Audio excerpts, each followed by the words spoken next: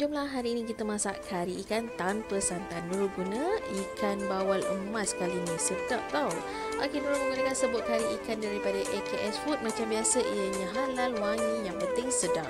Okey, Nurul buat dulu paste dia tu. Nurul bacur dengan cili kisar dan tambah air sikit. Okey, bila dah jadi paste letak tepi. Kita panaskan minyak. Okey, halia kisar, bawang merah, bawang putih, daun kari, tumis sampai wangi. Kemudian baru kita masukkan paste kari kita tu. Okey, tumis paste kari ni api kena perlahan. Lepas tu kita kena tumis 2-3 kali tau, sampai rempah tu betul-betul masak. Nampak dia pecah minyak elok cantik. Baru kita masukkan ikan. Okey, ikan tu dah masuk. Letak air, paras ikan. Lepas tu kita letak paste asam jawa. Senang guna paste je. Okey, masaklah ikan tu sambil-sambil kita kacau. Bila ikan dah masak, baru masukkan sayuran lah yang korang suka. Nurul tak terung dengan tomato je hari ni.